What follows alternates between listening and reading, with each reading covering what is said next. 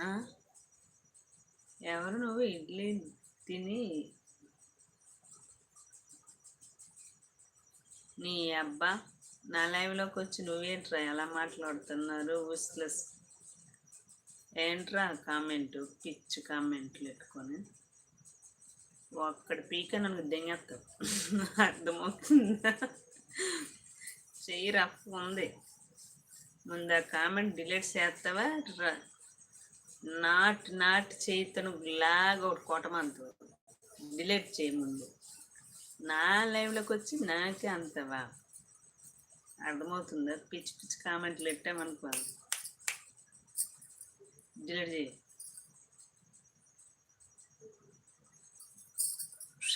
అయిపోతుంది అర్థమవుతుందా